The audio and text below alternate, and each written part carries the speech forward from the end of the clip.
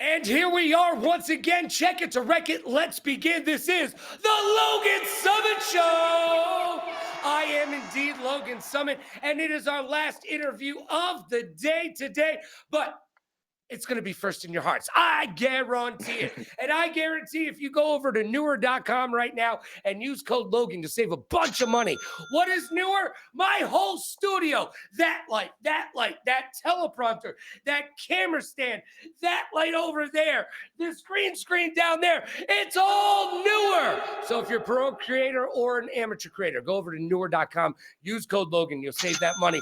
And I know what you're thinking. Yes, you can find it in the description of this video. All right, without further ado, let's get started. My guest today is Josh Washburn. How you doing, Josh? Good. How about yourself? I'm fantastic, but I try to wake up like that. Josh, do you have a nickname yet? Have they given you a nickname? My name for the longest time has been Low Kick Loki for a while. Oh, thus your Instagram. Yep. All right, so let's try it one more time then. My guest today is Josh Low Kick Loki Washburn. See, the Low Kick Loki allows for the Washburn to really kick into high gear. I like it. How'd you get Low Kick Loki, by the way, besides the fact that you probably throw a lot of low kicks, I'm assuming? I used to have long hair, and I think I came into the gym one day with it braided, and one of my old coaches was calling me Loki. So Loki stuck for a while, and I ended up coaching Muay Thai for him for a while. And then I think my Instagram name was something random, had to do with truck stuff because I was into trucks. And then trying to come up with a name, and one of my other coaches was like, "Hey, well, you always do low kicks. You always get the low kick on me, so why don't you just do Low Kick Loki?" So I ran with it. All right. Well, I like it. Did you know for the longest time, low kicks were not a thing in the UFC at all? And Yep. Joe Rogan used to sit there and bitch and moan about how no one was using low kicks. He's like, it's effective if you just kick him in the leg. And I think at one point he goes, look, if he can't stand, he can't fight. You know, I Yep. mean, and we've seen it so be so effective in recent years. It's amazing that we went through about 20 years of not really utilizing the low kick in MMA and more importantly the UFC. But we've had fights that have been stopped now because of low kicks. I've always said if you're in a street fight, punch them in the throat and walk away, because if they can't breathe, they can't fight. And you know what? If you can't stand, you can't fight as well. Yep, that's true. All right. So you are 5'7".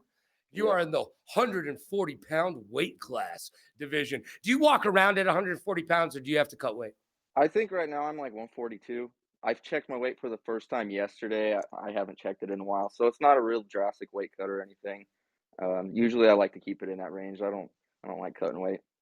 Yeah, well, no one likes. I don't think there's anyone who's like, oh, goody, I get to cut 14 pounds this fight. Oh, I'm so in. Get out the trash bags and turn up the heat. Yeah, Yeah. no one's doing that, all right? I You think know? at this level, it doesn't really matter too much. You want to definitely be on the lower end, so I wouldn't go up to something like 145 or 150. I would definitely cut, and if the only thing available is 135, I would go down to 135. I'm not going to 145. You know what I mean? Yeah, no, 135 would be your best bet, especially at 5'7". No offense, but we're the same height. So hey, All right. but let's go through the celebrities who are shorter than us. Would you like to do that real quick? There's a lot All of right. them. Yeah, there's a ton. Sylvester Stallone is shorter than us. Tom Cruise, shorter than us. George Clooney is only like a couple inches taller than us, by the way, on a good day, depending on which shoes he wears. That badass, I forget his name. He has his own taco company. He's got the tattoos all over here. Oh, I can't remember his name, but if we had a picture of him, because I'm old, by the way. But if I had a picture of him, you go, oh, that guy, the guy who plays a badass Latino in every single film, he's like 5'1". I think Anyways, I know who you're talking about. I can't. Is it Danny Trejo? yes, there you go. Yes, Danny Trejo. He's got his own company. He's like Depending on where you hear it from, he's either 5'1" or 5'3". Either way, shorter than us. Yep. All right. So you're out there in Galt, California. What's that like? Galt's a rather small town for the area, but it's right in between Stockton and Sacramento. So everything's close. We have major stuff here. It's not like the city's super small and rural, but it is more on the rural side for this area. Uh, there's not a whole lot of gyms here, which is cool because I have my gym that I just started not that long ago, Galt Mhm. Muay Thai or Galt Martial Arts Academy. And recently, the gym I'm doing jujitsu with, the team I'm doing jujitsu with, opened up last year in January, which was a Charles Gracie school. So they're Oh, the first jujitsu spot here, and I'm the first Muay Thai spot here. that's absolutely fantastic. Maybe you guys can get together and create an ultimate fighter. Uh, Hopefully. I, I'm just saying, I mean, that's how the cookie crumbles, or how the batter mixes, whichever way you want to go. Do you ever just float down to Stockton and try to pick a fight with the Diaz brothers? No, I actually got my start training with them when they were in Lodi, Oh, really? Now, which was in I've 2014 or 15. I've had the pleasure of being around them a few times. If one person came up to you and was like, "Describe the Diaz brothers," how would you go about doing that? Uh, I didn't have a whole lot of interactions with them when I was there. I was mainly around Nate. He coached a couple classes one here and there, Mhm. Nick wasn't around a whole lot. He did coach some classes, but primarily Nick was there, and Nick was really cool to be around. I think they might get a bad rap a little bit They do. just because they're them, but they're really Yeah, cool to be around and have coach you. they were kind of like the first Logan and Jake Paul of MMA, guys who Yeah, would go out there as brothers and say whatever the heck they wanted to with no regrets. Uh, and obviously they're better fighters than the Paul brothers. No offense, guys, yep, but they are. Okay, yep. yeah, they are. And you know what?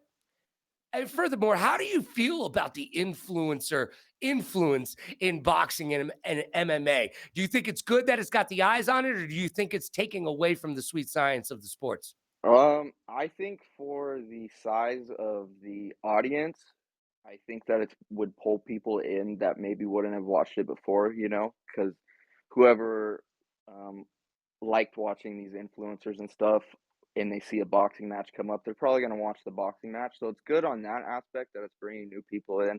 But at the same time, I don't really like it too much. But more people in the community is always better. Yes, it brings eyes on the sport.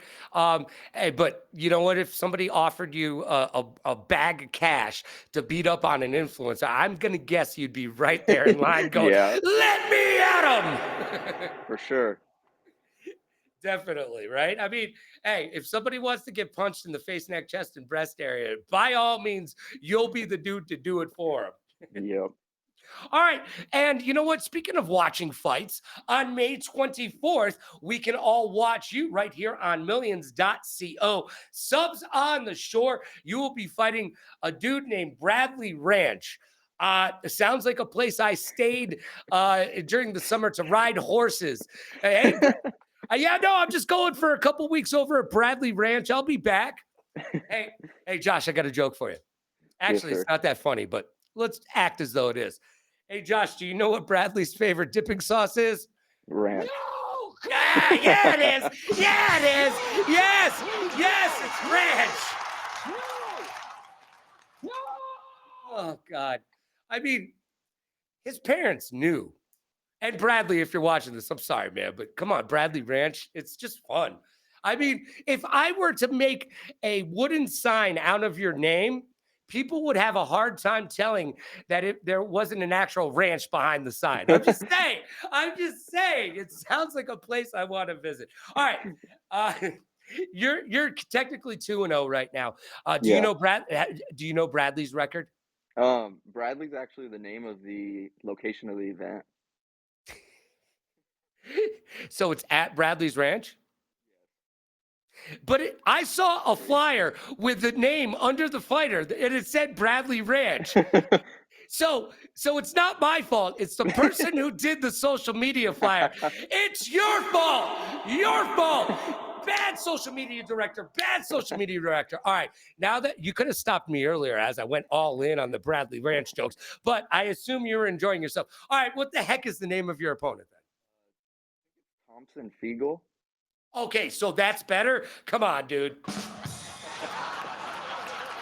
I mean, it's almost like you're making this stuff up. Thompson Fiegel. Oh, I think I'm interviewing him tomorrow or the next day, You actually. probably are. I am actually. I am. He's got like three. He's got a hyphenated last name. Yeah. All right. Well, you know what? I'll have to address his name when we get to him. But have you been able to check out any tape on this dude? Is there any weaknesses that you can spot with your little eye? It's kind of like me. I don't have my name on any of my social medias where I have my fight footage, unless he Mhm. knows to look at Gulp Martial Arts Academy or Gulp Muay Thai. He could probably find it from there. But like I have low kick low key on there and not my real name at all. Yeah, you Um, were hard to find. I had to find you on Facebook of all places, but I had to start. It was easier to find you starting at Facebook and work out that way. Seriously. so I couldn't find anything on him, and this sounds a little crazy, but you can actually search. Used our fighter matchup, the flyer, and search from his face to see if I could see any cross references anywhere to find a profile. I found a pro Stalker. I found a profile on American Grappling Federation, but it doesn't show me anything. I had a profile on there too. You know what? Ironically, his OnlyFans profile was the easiest way to garner information. Just way too many feet pics to actually get through, right? I mean, I'm just saying. Um, all right, so you guys are both going to come into this pretty young to the game as far as getting in there. What are you going to concentrate on, and what are some of the things that you can control, and you'll be looking to make sure are in tip top shape so that your hand gets raised at the end of the day? When I go into fights, I don't too much have like a game plan, so to say. That's one thing I've learned over the years. I've done a whole bunch of different martial arts, and I have maybe 60 to 70 competitive matches between all of them. And Wow. when I have a game plan, it seems to all go downhill, right? So it's easier to just go with the flow and see what happens. Everybody has a plan until they get punched in the face, right? Yep. Yeah, Mike Yep. Tyson said it, and he ain't wrong. He ain't wrong. Yep, Uh, everything changes once you get in there, so there's no reason to have a plan, especially at this level when we don't have footage to look at, you know? right. We can't exploit weaknesses if you don't know what the weakness is. You gotta be able to find the weakness on the fly and take advantage of it in real time. Well, and that's a great learning experience for you. And you know what? I've talked to a lot of young fighters, and a lot of them say their coaches tell them not to focus on the person, but to focus on themselves and make sure that they're prepared for whatever that person can throw at them. So some fighters have come in here and said, My coaches won't even tell me who I'm fighting because I'm not there to where we can really we need to work on me before we need to work on them. And when Yeah. you're a young in a career, right, it might just be more beneficial to work on your weak points as opposed to trying to exploit another person's weak points. Because if they find out your weak points, guess what? Yeah, I agree with that 100%. Yeah, they're going to just try to do the same thing. Now, you said you did some coaching. How did coaching teach and benefit you inside of the ring? Um, it more or less made me understand. I mainly coach striking, I haven't coached jujitsu or anything. Um But as for striking, once I started coaching, it made me look at everything from a different viewpoint and start to understand how I can explain things to people to get them to be able to get a grasp on it, which Mhm. actually gave me a better grasp on everything myself by looking at it from a different point of view. Because the initially when you first start coaching, it's like the first way you would explain things sometimes don't really work out for everybody. So Mhm. then over time you start learning different ways to explain the same thing and then you're like, "Oh, okay, that clicks even better with me now." You should make videos for YouTube after you figure out the way it clicks, because that's we learn so much from YouTube. And fighters, hey, fighters do it too. I mean, you can learn how to put in a kitchen sink, or you can learn how to do a Darce choke. It's all Yeah. available. It's all available on there. But seriously, I mean, one of the reasons. or one of the things that you look for in a YouTube creator is somebody that speaks to you, somebody that you can understand step by step what they're saying, how they're saying, and how they got from place A to place B to place C, and so forth. So maybe when you figure that out, maybe you should throw some videos up on YouTube and become a content creating star. Possibly. I actually do YouTube videos right now, but not fight related. All right. Well, speaking of all of the stuff that you do that's not fight related, I mean, go to this dude's social media. We've got motorcycles, we got snowboarding, we got skating, we got video games, all the things that I don't really do that much anymore, but have loved in my entire life. At 46 years old, I look, if I get on a skateboard, that want to know how Logan broke a hip? Yep, that's how. I would love to go to a skate park. Yeah. Love to. Yeah. But that's how I break a hip, literally. Literally. Now, between all of the extreme sports that I just mentioned, which is your favorite? I didn't mention it, but I actually enjoy surfing the most out of them all. It's just living in Galt. It's like kind of a long drive. I like to go out to Capitola, which is near Santa Cruz.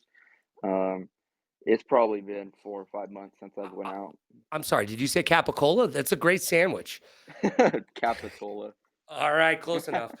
But yeah, I didn't mention surfing because I figured you probably surfed if you did everything else, but I looked at a map and you're not exactly next to the ocean. Yeah, it's a ways. It's 2.5 hours if there's no traffic. Oh, and there's always traffic. I don't care where you are in California. If Yep. gosh forbid you're in LA though. Oh Yeah. God. Man, I went there for the esports awards and uh at the hotel where everybody's about to get in their limos and go over to the venue, right? And I get in and we've all got our drinks in our hands. We're having a good time at the bar already. And I get in, the driver looks back at us. We're all in tuxedos and dresses and stuff. And he looks back and he goes, "Should have been here 5 minutes ago." And I was like, "All right, Mr. Cryptic, what's up?" Like he goes, your ride just went from 24 minutes to an hour and 42 minutes. And I was like, "Well, sir, I would be looking for bathrooms on the way there. I'm just saying for your own edification. I'm old. We've been at a bar. We're going to need to stop." And we did stop. And by the way, I'm in a full tuxedo at a taco shop where you have to get the key from somebody. Dude takes one look at me, just hums the key at me and goes, "You're okay." I was like, "Yeah, I'm in a tuxedo. What's the worst I can do? Ruin my tuxedo, most likely." So, do you have multiple motorcycles or do you just ride the one? I have the most recent one that's posted is a Kawasaki Dual Sport. I just got that maybe 2 months ago, but I also have some dirt bikes and a Harley as well.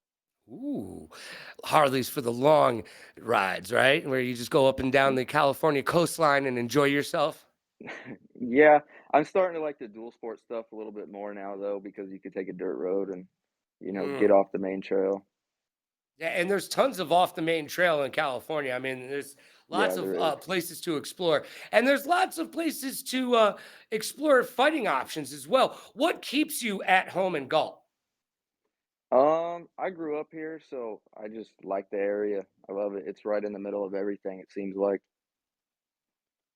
Yeah, well, that's an excellent answer. And you have your family and friends around you as well. Yeah, yes, All sir. right.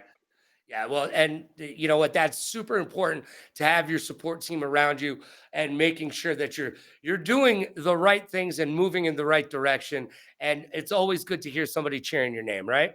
Yep. Is there anybody in your family who's like, "I really wish you would stop fighting"? No, not really. Um, no, not at all, to be honest. Not at all. Uh, So who got you into it then? Was it a family member? my mom actually got me into Kempo. That was the first thing I did.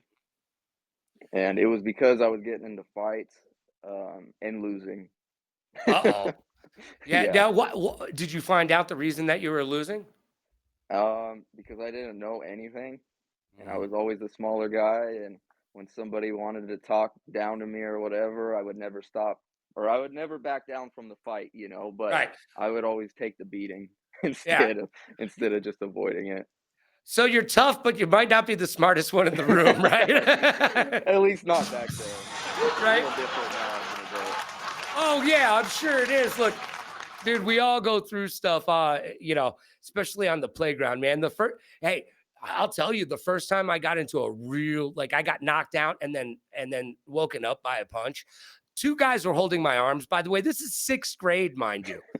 Yeah, sixth grade. And two guys are holding my arms. This kid, Josh Fine, is just, I mean, just punching bagging me. Literally knocked me out on my feet and woke me up with another punch. The only thing I could do, I think he got tired for a second, to be honest with you. Not enough cardio in that young man. And he stopped for a second. The only thing I could do was take all the blood that was running down my face and spit it at him. And want to know what I did, Josh? I ruined that shirt that he was wearing, okay? Because mom's not getting those stains out, all right?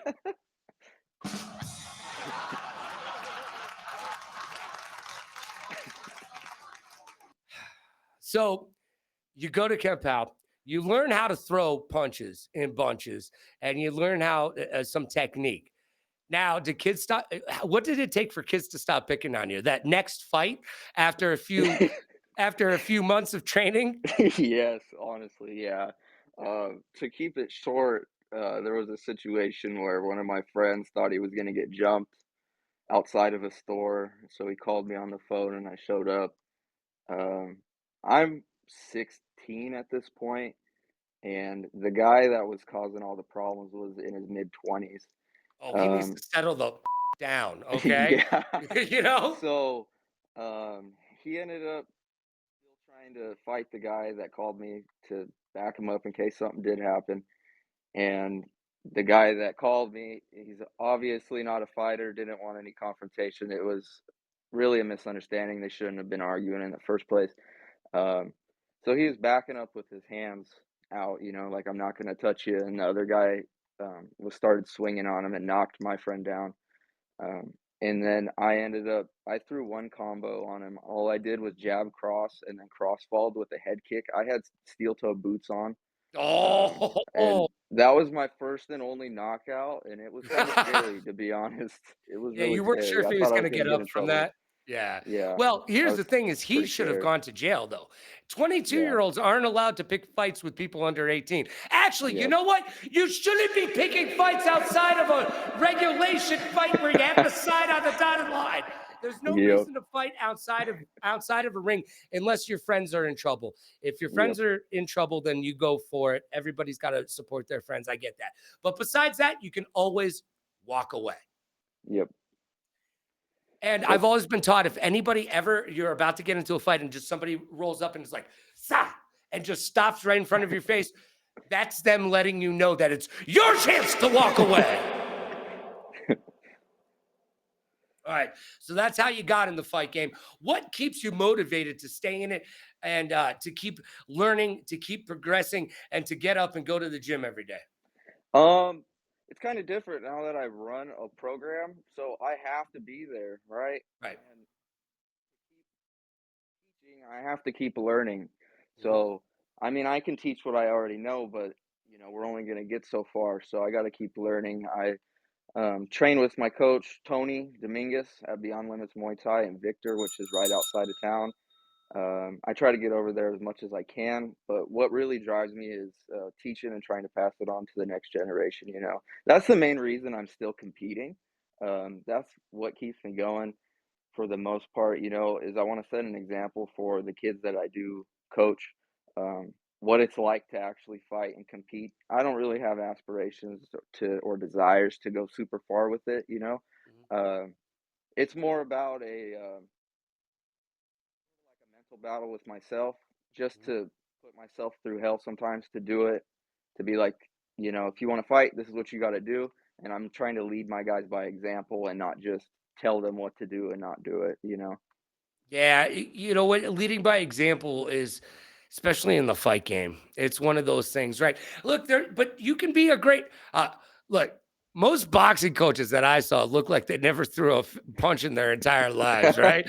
Yeah, Uh, I'm just saying. It's hard to find a coach that Angelo, you gonna actually. tell me Angelo threw punches? He was like waddling around Mike Tyson his whole career, going, "You punch harder, son. You punch harder." Now, what were you gonna say, Josh? It's actually pretty hard to find a coach that's good at competing as well as good at coaching. You know, they're completely different skills. And I started coaching pretty early, I would say, and I picked it up really fast. And I honestly think I'm more on the side of a coach than a competitor. Okay. Um, and that's where I see myself going in the future is just to keep pursuing coaching and to fight to just improve myself to better them in my So you're coaching. competing to be a better coach at this point. Yes. Yep. Okay. You know what? That's good stuff. If I was Yep. one of your students, I'd be like, "Yeah, let's go, coach." Yeah. Um, yeah, I mean, I get that, and you're right. You can only go to where you know, right? So you got to keep progressing and keep doing your thing. Yep. Hey, if I'm ever out there in that area of Cali, out in Galt, I'll have to stop by and say hi sometime. Yes, All right. sir. Anytime. I appreciate that, my friend. Now, you will be fighting Subs on the Shore May 24th. I interviewed a 9-year-old little lady who's going to be making her debut fighting in the kids section of that the other day. Can you believe that? 9 years old, and she's going to make her first competition. Yeah, that's always sweet to see, you know, they're fun to watch. I haven't been to one of the subs on the shore yet, but we have another promotion around here, and I saw when they had the younger kids go up there. It's pretty cool considering uh, the level of pressure that they have at that age and being able to Right. deal with that and being in front of a crowd. Because when I was wrestling in high school, it wasn't very enjoyable, and there wasn't really a crowd. Nobody cared except for your team and the opponent's team. You know what I Yeah. mean? Yeah. But these kids you said 9-year-old, she probably already has, like, a following on Instagram that don't even really know her and are keeping up on her and stuff like that, so it's cool to see that. Yeah. Her name's Violet. I told her she was so close to being named Purple. She doesn't even know it. But, that being said, she's gonna go out there and give it her best at 9 years old. I mean, could you picture yourself, competing at such a young age? No, not really. The first time I competed, I think I was 14. Yeah, I think Uh, kids are built differently these days, man. yeah. Eh, Especially in the jujitsu world, it seems right. like if they don't start real young, they might not stick with it, you know? Mhm. It's kinda Yeah, different. you're finding a lot more kids getting into the gym at 5, 6 years old, Yeah. which is crazy, but you know what?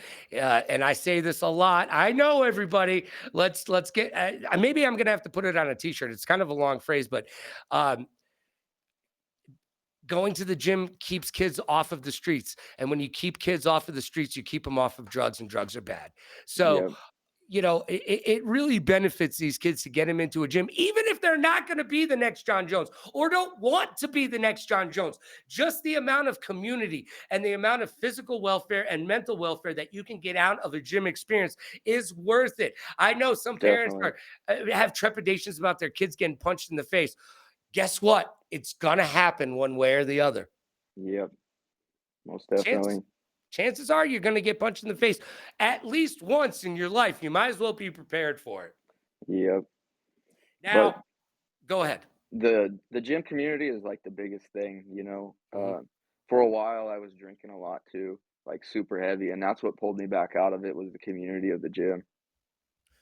Oh, that's great. You see positivity around you and you see that you are making a difference in these other people's lives. So you wanted to better your own life so that when Yep, you are looked upon by outside forces, you know that you're giving your best foot forward, correct? yep. That was about 3 years ago, so that's when I started competing again. I took a little bit off, was getting busy with work and stuff. Mhm. So, then it pulled me back into competing at that point too. So, I guess that community kinda ties back into driving factors you were talking about earlier about competing. Yeah, it does. Now, this is the segment that hopefully will be sponsored next week by monkeytilt.com. But this is the area where I ask you to give me your prediction. How's the fight going to end? Um I hope he doesn't watch this because then he'll know, he'll know. It's gonna end by a submission by somebody. Shh. Be very, very quiet. We are hunting fighters. Somebody's gonna get a submission, I would I, hope. I'm not saying who, but somebody's going to get a submission. I won't ask you which one. We'll check in with you after this fight because you know what? I am interviewing your opponent, it's either I think it's in 2 days, so I don't want Okay. you to divulge all the secrets right now, but but somebody's going to win by submission. It is called Subs on the Shore, for the love of Yep. God. I mean, at least we got the naming rights right. All right. So before we get to 5 questions, which is the game show that I'm sure all the fighters are talking about in the locker rooms and in the gyms, we'll get to that in just a moment. Before we get to that, I'd like to give you a personal moment. This is a place where you can thank your sponsors, talk trash to sponsors that you'd like to have, thank your mom, your dad, talk about video games. I don't care what you do right here. This is your time. It's your time down here. It's their time up there. Go ahead, Josh. I would just like to say thank you to all of my teams everywhere, which there's a lot of them. Charles Gracie and Galt, Beyond Limits Muay Thai, Rivals at War MMA, um, my own team, Galt Martial Arts Academy or Galt Muay Thai, all of my team, all of those teams, everybody there that helps me get ready for all of the events and, work together and grow together, as well as my family and all that good stuff. And we have one sponsor, which is Next Generation's Barbershop, which is in Galt, California. All right, Next Generation Barbershop, keeping Josh Washburn and the crew looking so fresh and so clean. And you can too if you're ever in Galt. Make sure you stop by and say hi. There you go. They'll like Yes, that. You sir. can cut that. You can cut that up. Send it to them. You I know, will. they'll love that. They'll be like, "Who the is that guy with the mustache?" I don't know. He used to be on ESPN or something. I don't know. All right, there we go. That's your personal moment for the day. Before we get to 5 questions, one more time, Josh Washburn will be fighting on May 24th, Subs on the Shore at Bradley Ranch against the dude who's got I believe his name's Fergie. And we'll be talking to him in the next couple of days. He just canceled his appointment with me. No, he didn't. He didn't cancel the interview. All right, let's get to 5 questions. It's exactly what it sounds like, Josh. I'm going to ask you 5 questions. Hopefully, you can answer them. There may be a couple bonus questions here and there because I don't do math. I do commentary, okay? All right, number one, all of these extracurricular extreme sports that you do. We know that team sports help you in singular sports like combat sports. Do these skateboarding, snowboarding, surfing, riding the motorcycle, all this stuff, does it help you in the ring? Skateboarding does for sure. I'm sure all the other ones do. There's a different kind of cardio when you do them all, and a lot of the times when you're out skateboarding or something, especially like this time of year, it's getting hotter. You're getting really used to those high temperatures and being able to move around well in those high temperatures. Like I'll skateboard on a 100-degree day; it doesn't matter to me. Um, Being strong. Have you seen skateboarding? People fall and getting back up. It's all a mindset. So it does help. When you get knocked down, you got to get back up again in Yep. life and in the ring. Yep. And skateboarding, you're going to get knocked down more times than you're not. That's for sure. Yeah. Right? All right. Now, I grew up skateboarding. I went so far as to call myself, my first radio name was my favorite skateboarder growing up. Who was it? Frankie Hill from Powell Peralta. Ban this. That video, the gaps that dude makes, and forget about it, bro. You never seen gap jumping like that. Frankie Hill he was just amazing. I've actually been in contact with him. He went into dentistry for a while, and Huh. now that social media is around, he's selling his skateboards and doing his thing because the Powell Peralta legacy is a big one. It's a big one now, especially as we look Yeah. back on Tony Hawk and Rodney Mullen and everything that they brought to the sport. So my question is, who's your favorite skateboarder? Um, kind of like cliche, I guess, but I really like Tony Hawk just because of everything he does for the industry. I really enjoyed his podcast that he had, Hawk versus Wolf, with Jason Ellis for a long time. Yeah, Um, that Tony's right over there. Tony's right over Sweet. there with the autograph right there, throwing it down. He didn't write anything personal on it though. I was kind of upset. Like it was like he made somebody give me that. He's like, oh, it's suitable for framing. I'm like, dude. All right, thanks, Tony. Uh, Look, he's done so much for the sport, but you know what I saw the other day? I saw a 9-year-old kid do a 900 in a pool. Oh, no way. Uh-huh. Uh-huh. He did it in a pool, which if you're unfamiliar with skateboarding, that's next to impossible. Yeah, Especially that's for a crazy. kid that age. Yeah, he was either 9 or 12, one or the other, but either Mm, way, it's ridiculously young to be pulling a 900, let alone in a concrete pool. All yeah. right, let's move on. When you were a kid, what did you want to be when you grew up? Um, no. I have no clue. I remember writing it down once, and I said I wanted to be like an astronaut or something to that effect. I don't know. I didn't Makes really. makes me want to go back to white men can't jump and be like, your mama's an astronaut, man. Yeah, you know what? I think we all wanted to be an astronaut at one point. Except my generation got to see the Challenger in real time in all of our classrooms when we were in second grade. Yeah, that was second grade. I'll never forget the look on the teachers' faces as they rushed to shut those TVs off. You could hear them all. You could every TV in every classroom in America was shut off at the same time with all these kids going, but what just happened? Let your parents explain it to you. Uh, anyways. I didn't know what I wanted to. You know what I wanted to be? I wanted to be a What? businessman because I was boring as a kid, man. Yeah, no, I'm like, let me just make a little bit of that money. That's Didn't where care. I am now. Yeah, exactly.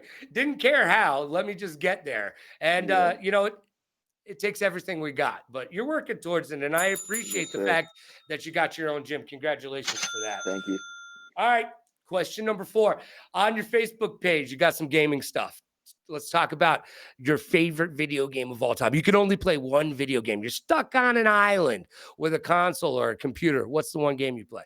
Oh man, that's hard. Lately, I haven't really been into video games much anymore, but if there was something that would probably keep me interested long enough in that situation, it would probably be something like Skyrim. Yes. Yes. That's my answer to that question. I got 600 hours in that. I do. I do. I got sick. And somebody told me the other day that there's an actual ending to the main storyline.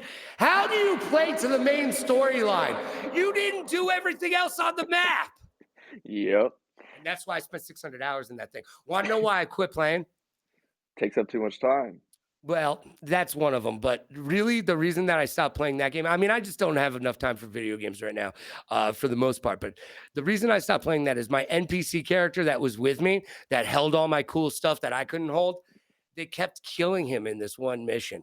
And I even had him wait at the front when I went into the cave, and they came out and killed him anyways. And I was like, no, all right, that's it. I quit. I'm There's done. a lot of glitches in that No, game. God, Yeah, please, that kind no, of stuff happens no. often. Great No. game though, and definitely a game you could sink your teeth into for a long time. Yeah. The most obvious answer though is Minecraft or Roblox because you can just do whatever you want in those games. But I appreciate your Skyrim answer because you and I are both on that track. All right, question number 5, and the last question of 5 questions. What is your biggest fear? Um,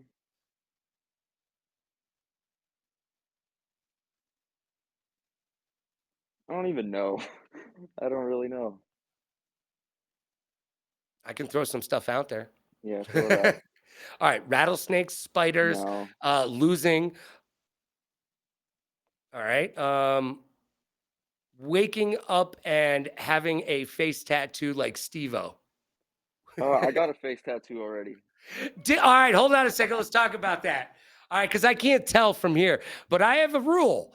I have a rule. There are only 2 types of people. Well, there's one person and there's one type of person that are allowed to give themselves are allowed to have face tattoos. One is Mike Tyson, because you're gonna tell him he can't have a face tattoo. No, you are not. Uh, and 2, people who give themselves face tattoos, because you do not want to mess around with somebody who gives themselves a face tattoo.